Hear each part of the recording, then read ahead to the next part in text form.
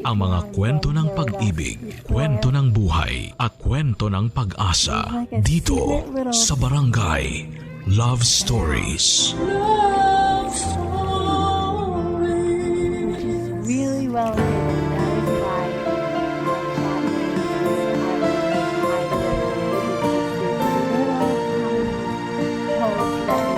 Hindi pwede na bigay todo tayo sa pagmamahal sa ibang tao tapos ay wala nang matitira para sa atin.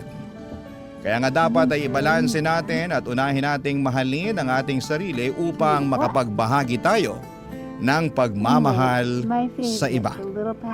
Ikaw, kabarangay, mahal mo ba ang iyong sarili?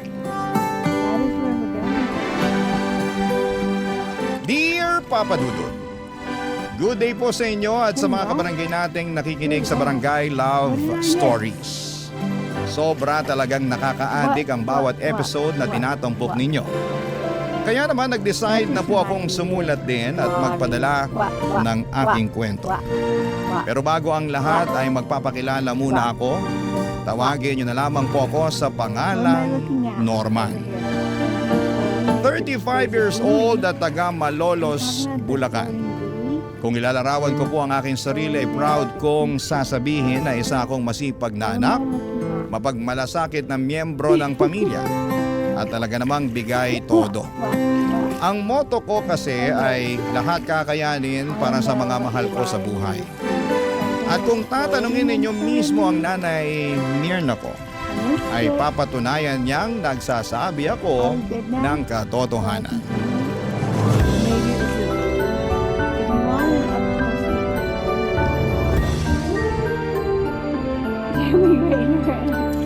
That's my diary. Matt, don't you know? And she goes, what? I can't do it like that. You guys, if you don't know what I'm talking about, like this grandmother will be like, Gloria, they're trying to get her attention. And they say something like, Nay, nandito na po ako. May dala po akong mga grocery. What? Pasensya na po ang konti ng nabili ko, eto lang. Anong konti? Ang dami-dami na nito. Ay, akin na nga lahat yan ang mailagay ko sa mesa. Tapos maupo ka muna dyan sa sopa para makapagpahinga ka. Sige po, Nay. Salamat po. Ako ang dapat magpasalamat sa'yo. Kasi gumastos ka na naman para sa bahay natin. Sweldo ko naman po ngayon, Nay. Basta. Salamat pa rin. Teka, ikukuha kita ng tubig na maiinom, ha?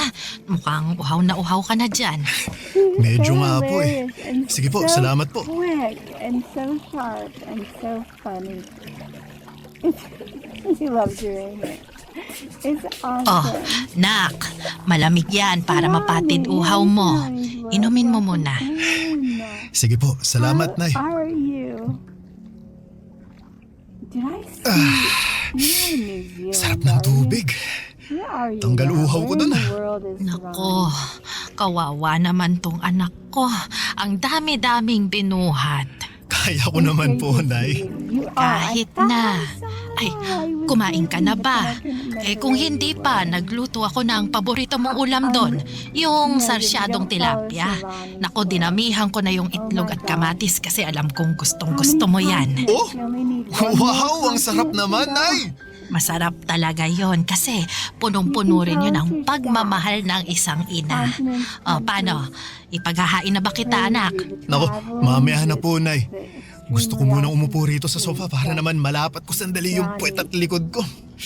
Ako na lang din po ang maghahain ng pagkain ko mamaya.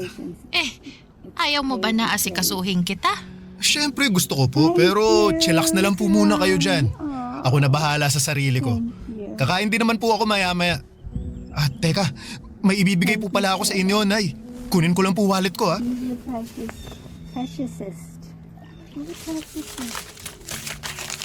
Ano yan? Pera? Opo. Ito po, para po sa inyo. Para sa akin, ano namang gagawin ko dyan?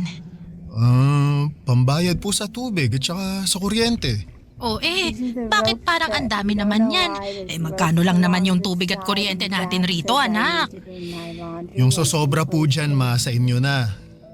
Baka gusto nyong magpasalon, manicure o pedicure. Ay nako, hindi na. Luho lang yon. Gastos lang. Ay, meron naman pong panggastos, tsaka minsan lang naman po ito. Ikaw talaga.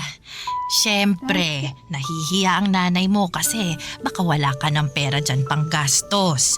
Ang dami-dami mo ng pinamiling grocery tapos nagbigay ka pa ng pera para sa tubig at kuryente. Huwag po kayong mag-alala, ma, kasi meron naman po akong panggastos dito. Sigurado ka ba, nak? Opo. Magsisinungaling ba naman ako? Hindi, pero nag-aalala lang ako Simula nung nagkatrabaho ka parang hindi ka na pumalya sa pagtulong sa pamilya natin. Kahit nga ilang kamag-anak natin, tinutulungan mo pag kaya mo. Ayoko lang na masaid yung ipon mong pera. Ikaw naman yung mauubusan. Nako, ma, hindi po mangyayari yon kasi sinisiguro ko na may natatabi rin ako para sa sarili ko. May kasabihan nga na mahirap tumulong sa iba kung hindi ko muna uunahing tulungan ang sarili ko. Lagi nyo kaya pinapaalala sa akin yun. Aba, oo naman. At saka, tumutulong lang naman ako sa mga kamag-anak natin kung nakaluluwag ako Kung wala, tumatanggi naman po ako. Noon, medyo hirap akong humindi pero ngayon, pinag-aaralan ko na po. Tama rin naman yan. Mahirap na sa'yo lang lagi iaasa ang lahat. Kaya nga po Pero masaya naman ako sa tuwing nakakatulong ako. Lalo na sa inyo at dito sa bahay natin. Alam ko, kapos din iba kong mga kapatid. Ay, kaya nga nagpapasalamat ako sa'yo, nak. Kasi malaki talaga ang naitutulong mo sa mga gastusin natin sa araw-araw. Pero paalala pa rin huwag mong abusuhin ang sarili mo. Magpahinga ka pa rin. Huwag kang magpapakapagod ng husto sa trabaho at maglibang-libang ka rin. Alam mo yon, umalis ka. Mamasyal. Para hindi puro trabaho at bahay lang ang napupuntahan mo. Pero katulad ng iba nating kabarangay, Papa Dudut, na lumaki sa hirap, hindi na iba ang kwento ng aming pamilya. Mekaniko sa talyer ang tatay ko samantalang labandera naman si nanay. Tapos 4 kaming magkakapatid at ako ang panganay. Madalas ay kulang talaga ang kita ng mga magulang namin. Pangkain at panggastos namin sa araw-araw ay kinakapos. Kaya naman pinangako ko sa aking sarili na magsusumikap ako upang hindi na namin muling maranasan ang magutom.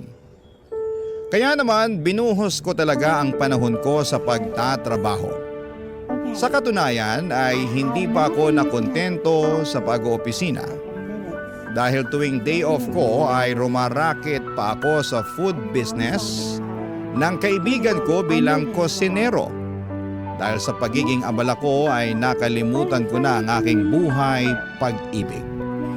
Bagay na madalas kumustahin sa akin ng nanay ko.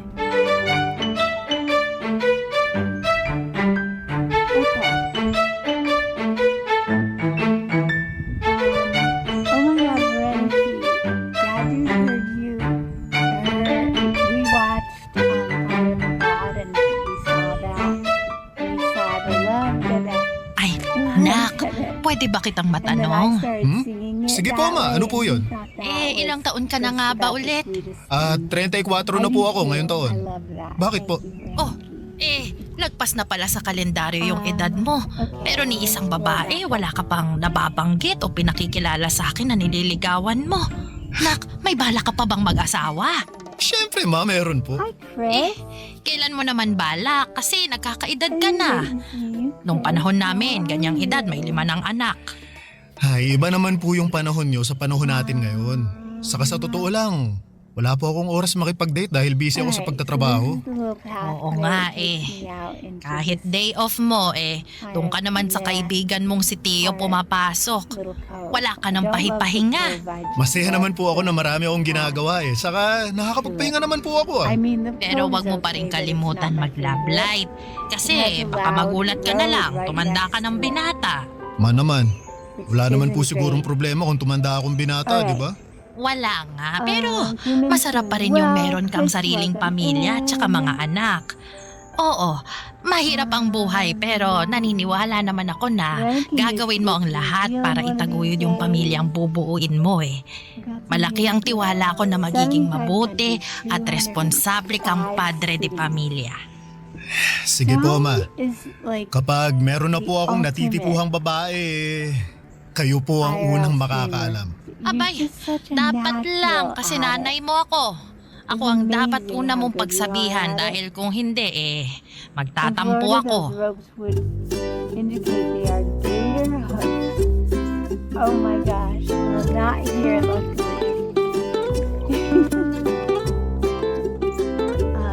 Not seeing it today. That's right. Thank you talaga sa tulong mo sa business ko, tol ah.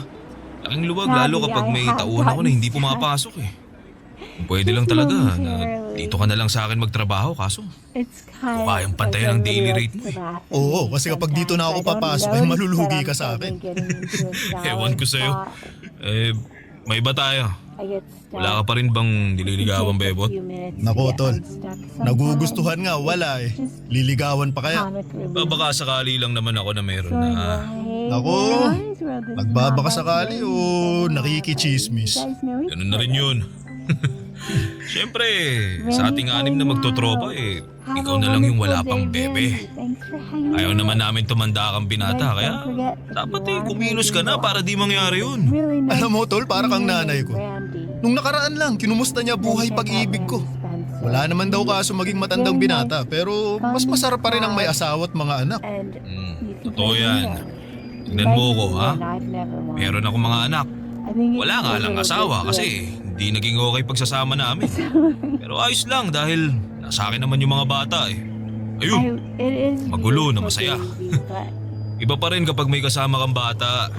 Kahit nakakapagod silang alagaan pero nakakatuwa pa rin. Eh, sino ba kasing may sabi sa'yo na gusto kong tumandang binata? Siyempre naman, gusto ko pa rin magkaroon ng pamilya. Kaya lang, ang problema ko wala na akong panahon na kumilala ng babae. Masyado ka kasing busy sa trabaho. Kulang na lang, pakasalan mo mga trabaho mo eh. Huwag ganun. Sobra ka naman, tol. Joke lang. Alam ko naman na masipag ka at responsableng anak. Bigay todo kung tumulong. Pero sabi nga ng nanay mo, pumag-ibig ka rin. Yan din naman gusto namin para sa'yo ng mga tropa natin eh.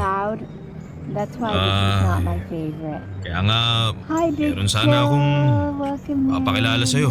Ha? Sino naman? Marisa ang pangalan niya. Kaibigan ng kapatid ko. Mabait yun. Maganda. 100% Mahinhin kumilos at magsalita. extremely good. Single and ready to mingle. Pure comedy. Nasabi ko na rin sa kanya na irereto kita sa kanya. Crazy. Kaya alam niya na single ka rin. Crazy, Malay mo, entertaining, and ayun na pala ang para sa isa't also isa, di ba? awesome. Subukan mo lang makipag-date at kilalanin pa ng husto si Marisa. Papadudot, nagkita kami ni Marisa sa isang cafe sa Quezon City. At masasabi ko na kabadong-kabado ako. Yun pa lang kasi ang unang beses na may makaka-date ako kaya naman ayokong magkamali. Pero buti na lamang at mabait si Marisa at malumanay magsalita. Kaya naman napanatag agad ang aking kalooban. Mabilis kaming nagkapalagayan ng loob. At doon na niya nakwento na meron siyang anak sa ex-boyfriend niya na nasa probinsya nila sa Iloilo. Sa totoo lang, nagulat ako noong nalaman kong single mother siya pero hindi naman nagbago ang tingin ko sa kanya.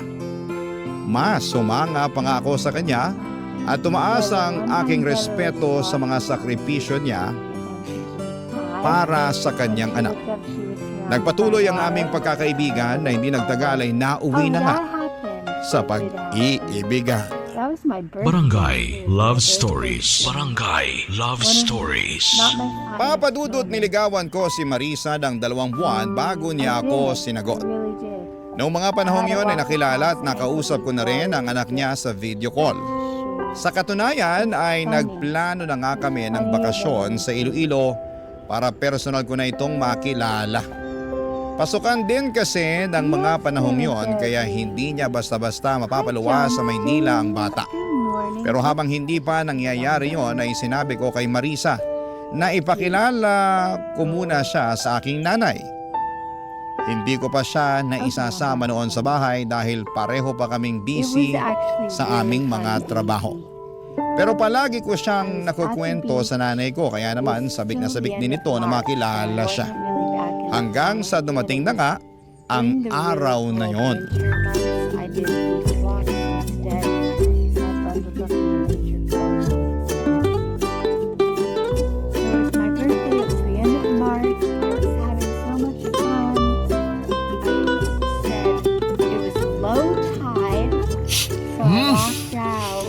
Ang sarap po talaga nitong niluto niyong kare-kare, Nay. Nako, salamat anak. Uy, pero magdahan-dahan ka nga sa pagkain ha. Baka mabulunan ka, tsaka baka kung ano na lang ang isipin ni Marisa, oh. Nako, Nay. Alam po ni Marisa na masarap kayong magluto kaya ganadong-ganado ako pag kumakain. Lagi ko rin kasing nakikwento sa kanya yun, Nay. Di ba, babe? Tama po si Norman. Walang araw na hindi niya binida yung bawat luto niyo na pabaon niyo sa kanya. Nako, ganun ba? Salamat naman. Pero bakit parang hindi ka halos kumukuha ng ulam? Ayaw mo ba ng kare-kare? Yung totoo, allergic po kasi ako sa mani Aha! Ganun ba? Nako, paano yan? May nakain ka na? Hindi naman po malala yung allergy ko, tsaka kaunti lang naman yung nakain ko, kaya ayos lang po ako. Marisa, nako, sorry ha, hindi ko alam na may allergy ka sa mani. Specialty kasi ni Nanay yung kare-kare, kaya yan yung nirequest ko na lutuin niya. Special din kasi yung okasyon dahil nga ipapakilala kita sa kanya. Ayos nga lang ako. Kaunti lang nakain ko, di ba? Tsaka saka kung wala akong allergy siguradong hindi ko pa rin kakainin yung luto ng nanay mo. Kasi hindi naman masarap. Paano niya naging specialty yan? Ang tabang naman. Ang tanglansa ng karning ginamit. Makunat din. Pati yung gulay mapait. Kakadiri. Ha? Anong sinabi mo? Narinig mo yung sinabi ko, Norman? Kailangan ko pa bang ulit-ulitin? Pasensya ka na ha kung hindi ka nasarapan sa luto. Wala na po ba kayong ibang niluto? Ha? Kasi hindi ko makakain yung kare-kare na yan. Baka hindi lang malalang allergy abutin ko dyan Baka sumakit din tiyan ko. Sige. Teka, ipagluluto kita ng ibang ulam na Nay, makita ko sa ref natin. Nay, wag na, Nay. O-order na lang tayo. Huwag ka nang umorder. Gastos lang yan. Tsaka meron pa naman tayong mga sangkap dyan sa ref. Ako nang bahala, ha? Kumain na lang kayo dyan, ha? Sandali lang, magluluto lang ako.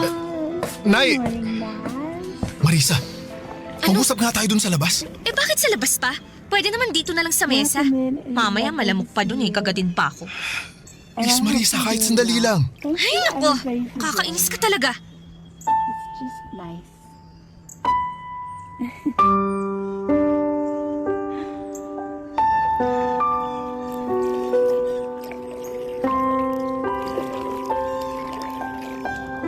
Hi. Oh, I already saw them. Oh, Hi, nandito na Linda. tayo sa labas.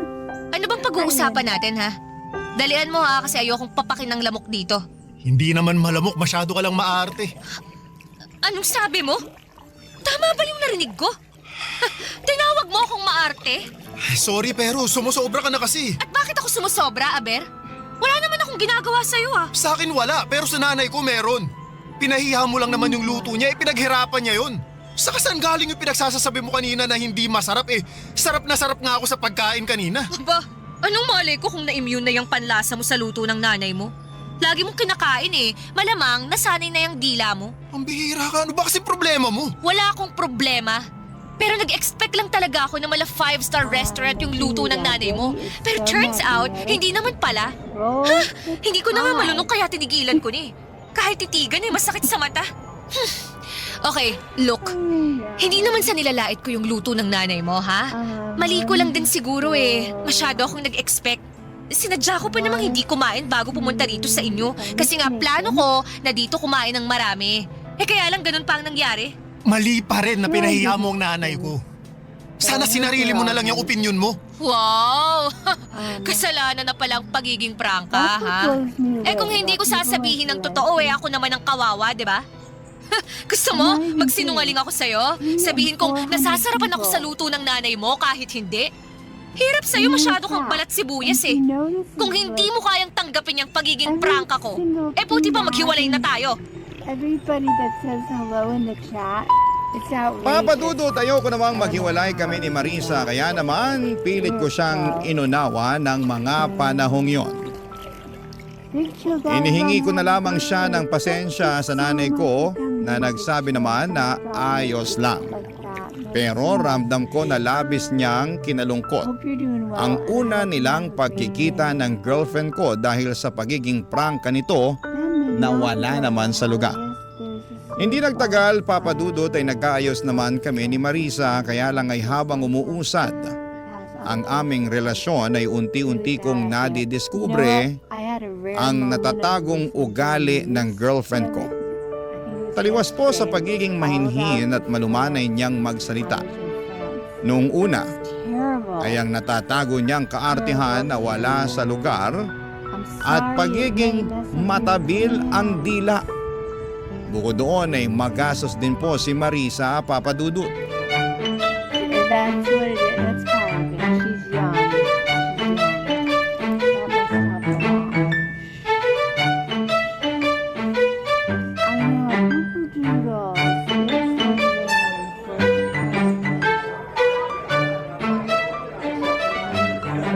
Alam mo, gustong-gusto ko talaga sa cafe na to. Aesthetic eh. Sigurado akong pupusuan na naman ng mga friend ko online yung My Day ko. Yeah, we had a few days. Aesthetic nga, pero di naman masarap yung kape, saka ang mahal ng menu nila. Sabi ko naman sa'yo, subukan natin sa iba eh. Meron akong alam na kabubukas lang pero maraming magagandang review. Ayoko sa iba. Gusto ko rito. Hindi bagay yung beauty ko sa mga pipitsuging kainan, no? Maawa ka naman sa akin. Maaate mo ba na i-date ako sa isang mabaho at mumurahing lugar? Marisa, para sa kaalaman mo, hindi mabaho yung lugar na gusto ko sanang puntahan natin sa date natin ngayon. O, edi sige. Hindi na kung hindi. Pero mumurahin pa rin. Ayoko doon. Gusto ko rito. Bahala ka na nga. Bahala talaga ako. Ay, babe, malapit na pala yung birthday ko. Ano palang plano mong regalo sa akin? Ano? Don't tell me, nakalimutan mo na ah. Sige ka, magtatampo ako. Hindi ko nakalimutan, pero sikreto muna kung anong ireregalo ko sa'yo. Siyempre, wala nang element of surprise yun kapag sinabi ko, di ba? Hindi ako mahilig sa sorpresa eh. Mas gusto ko, alam ko na kung anong ireregalo mo sa akin. Para naman masabi ko agad sa'yo kung magugustuhan ko yun. Anong ibig mong sabihin? Para lang hindi masayang yung pera mo. Dapat magugustuhan ko talaga. At saka para sigurado na magugustuhan ko, ako na lang ang pipili o magsasabi kung anong ireregalo mo sa akin, di ba?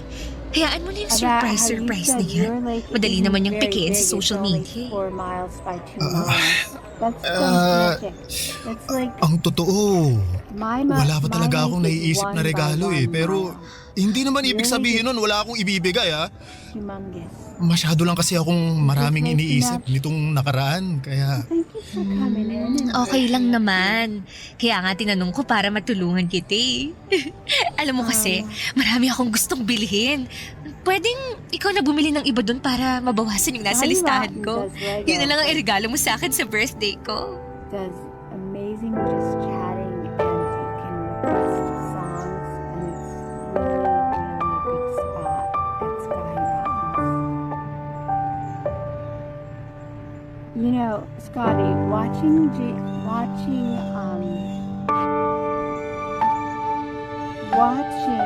Zab with his Nandito na chat, po ako, Ma. he's trying to build Ano something, nangyari sa'yo? but his chat Bakit malungkot has ka, never anak? stopped. Wala It's po a ito. wonderful Pagod thing. lang po ako sa trabaho. Gusto mo ba ng tubig? Huwag na po, Ma. Hindi naman po ako nauuhaw. Upo na lang po muna ako kasi kanina pa nangangalay itong balakang ko eh. Nakasabit kasi ako sa jeep pauwi para lang makauwi rito.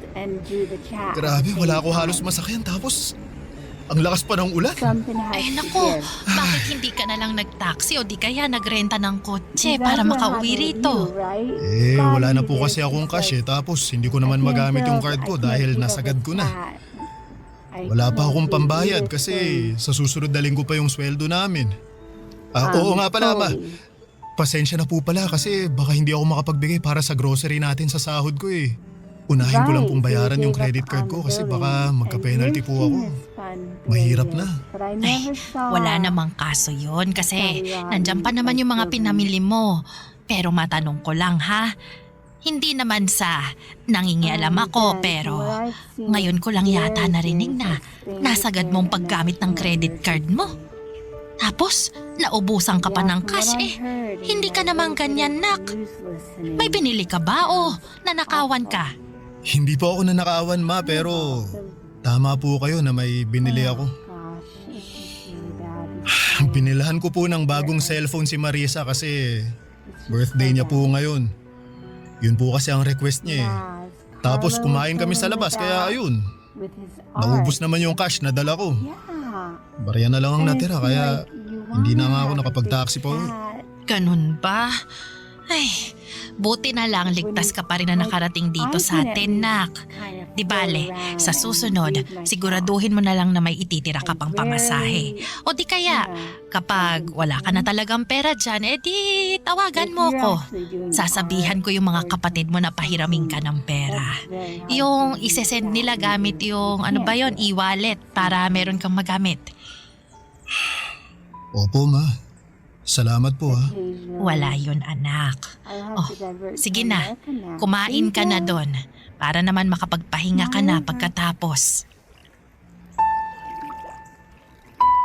Alright, we'll check the birdhouse again.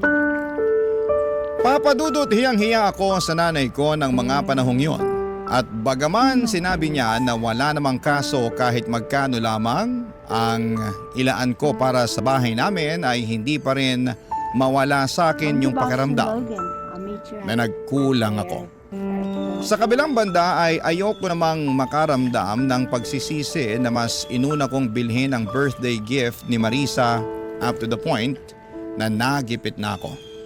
Kaya nga ginawa ko talaga ang makakaya ko upang i-budget ng maayos ang aking sweldo kaso sadyang nahihirapan ako dahil sa pagiging maluho ng aking girlfriend. Hindi ko na lang namalaya na naubos na pala ang ipon ko sa mga bagay na pinabibili niya na hindi lang para sa kanya kundi maging sa anak niya. Hindi ako maramot na tao. Pero nung time na yon ay nasa na talaga ako, papadudot. Hindi lang sa pinansyal, kundi maging emosyonal at mental. Barangay Love Stories. Barangay Love Stories. Sa kabila ng lahat ay mas nanaig pa rin sa akin ang pangunawa at pagmamahal kay Marisa, papadudot. Kaya naman kahit halos maubos na ako ng mga panahong yon ay nagtitiis ako. Maasikaso naman din kasi si Marisa at bumabawi siya sa akin kapag pakiramdam niya ay nagkukulang na siya. Malambing naman siya pero mas madalas nga lang kapag may kailangan siya nangyayari yon. Hindi nga nagtagal ay ibinalita sa akin ni Marisa na buntis siya, papadudot. Pero naging maselan yon. Kaya naman nag-decide kami na tumira muna sa bahay namin para maalagaan siya ng nanay ko. Complete bed rest ng 3 linggo ang rekomendasyon ng OB niya dahil hindi makapit si baby at ayaw naman namin na may mangyaring masama sa anak namin. Kaya nga malaki ang pasasalamat ko sa nanay ko na nagboluntaryo siyang alagaan si Marisa. Akala ko ay maayos ang turingan nila sa isa't isa pero nagkamali pala ako, papadudot. Isang beses ay narinig ko sila na nagtatalo sakto galing akong banyo dahil katatapos ko lamang maligo.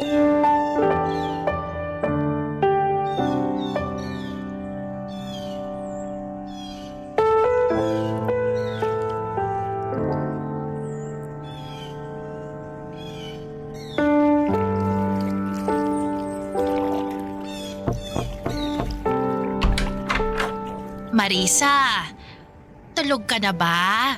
Hindi po, Nay. Pwede ba akong pumasok?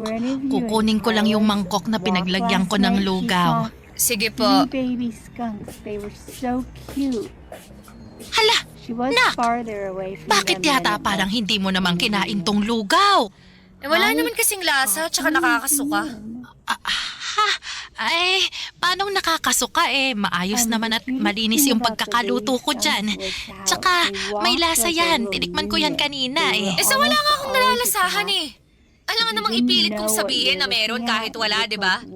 Lumabas naman akong sinungaling nun. Ganun ba?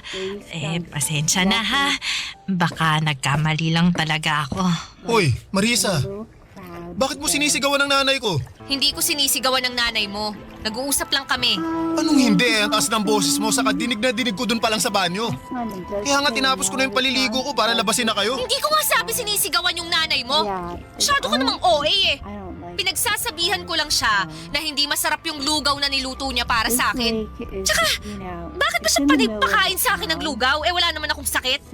Nagkataon lang naman talaga na kailangan kong humilata sa higaan na to ng 3 linggo. Pero hindi naman ibig sabihin nun hindi ko kayang ngumuya ng matinong pagkain. Ayoko niyan.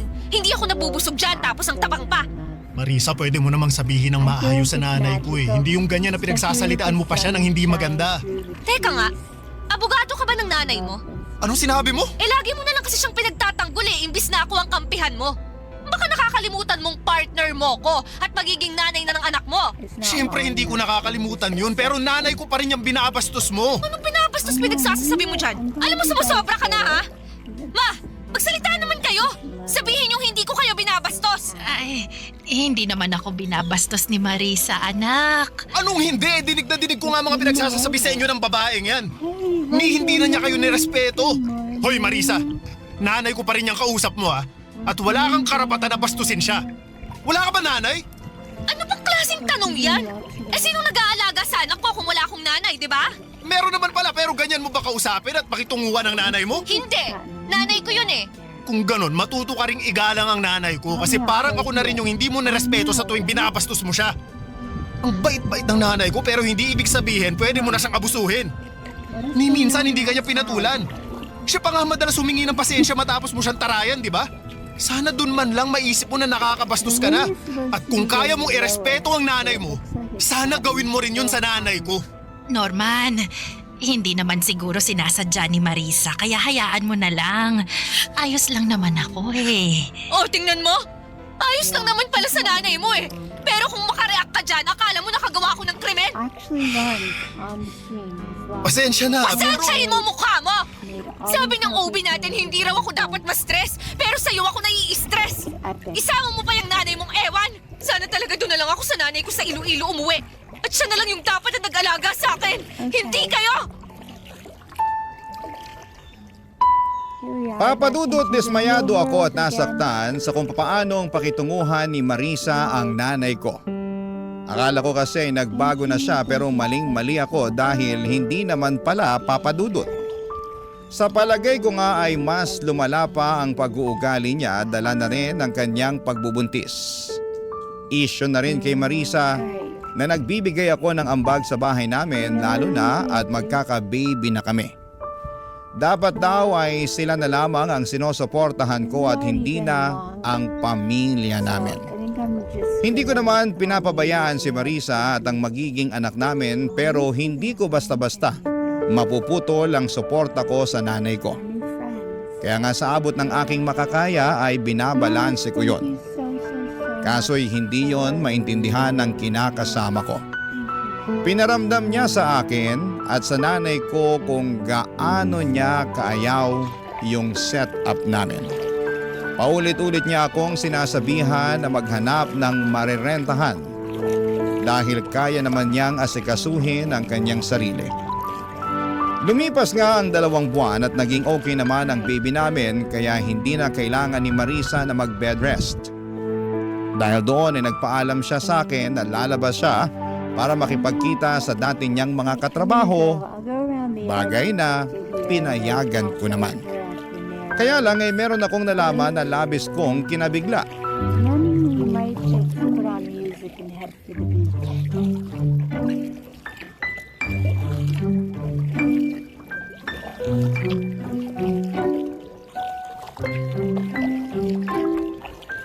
This is the pontoon boat you're talking about, right? So you see, Ano ba naman tong lalaking to? Nasend pa talaga ng picture niya na naka-topless. Oh, kita ko tuloy yung kanyang mga pandesal. Ha, Marisa? Anong sabi mo? Ano ka ng kalabaw? Hindi ako anak ng kalabaw, anak ako ng nanay ko. Sinagulat ako kaya nasabi ko yun. Pero ewan ko sa'yo, sineryoso mo naman. Paano hindi ko seseryosohin kung ano-anong naririnig ko sa'yo? Ano bang narinig mo? Nasabi mo may nag-send sa'yo ng picture na nakatopless. Sino ba yan, ha? Saka bakit mo biglang tinatago yung cellphone mo, ha? good buddy. Wala ka na doon.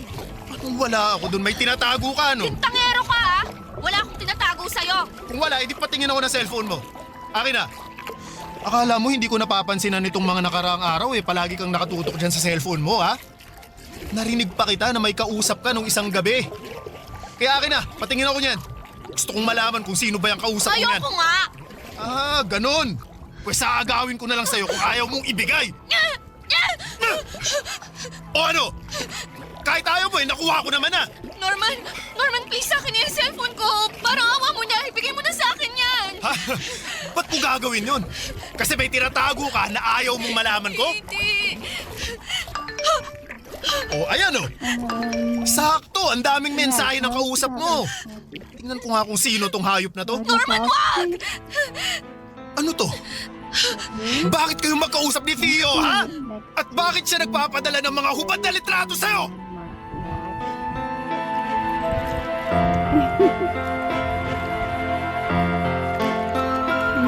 You are insinuating.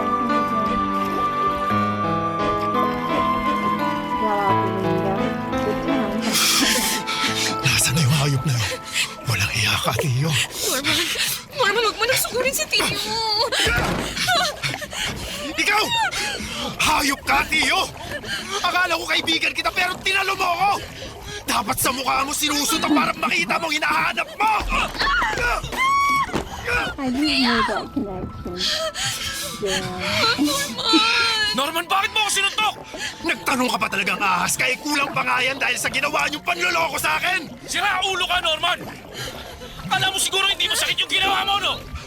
Halika! Dadagdagan ko pa para lalo ka masasakit! Tala! Suntukan tayo! Alam mo yata, nalasang kita eh! Tama na! Tumigil na kayo! Ay ko, huwag mo akong kawatin! Tuturuan ko pa ng leksyon yung lalaki yan! Ano bang ginawa ko sa'yo, ha? Sige nga!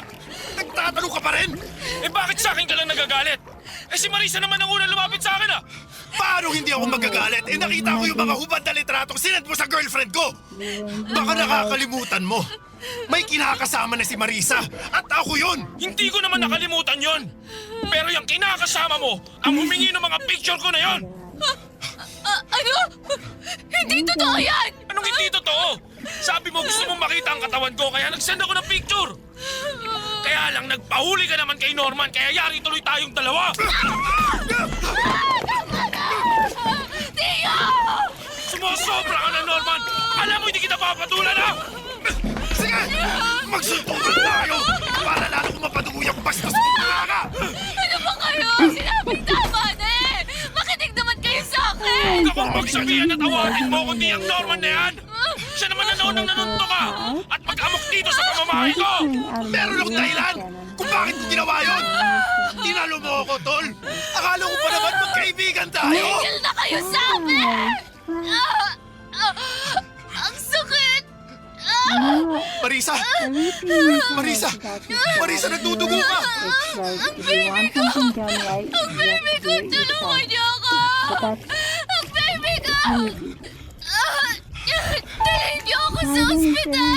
I was kind of going past you than I normally do. Papa Dudut, dinala namin si Marisa sa ospital dahil nagdudugo siya ng mga panahong yon. After that, Takot na takot ako ng mga panahong yon para sa kaligtasan ng baby namin. Kaya nga pansamantala kong nakalimutan ang galit ko kay Theo dahil natuon ang buong atensyon ko para kay Marisa. Pagdating namin sa ospital ay agad na inasikaso ng mga doktor ang kinakasama ko. Pinaghintay kami ni Theo sa labas ng emergency room at doon ko na tinawagan ang nanay ko. Gulat na gulat siya sa mga nangyari at humahangos na nagpunta sa ospital na kinakaroon na namin.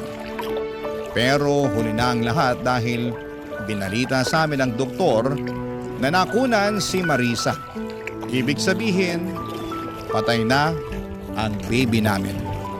Sobrang sakit ng pangyayaring yon at hindi ko mapigilang sisihin ang aking sarili dahil pakaramdam ko ay kasalanan ko kung bakit nawala ang aming anak.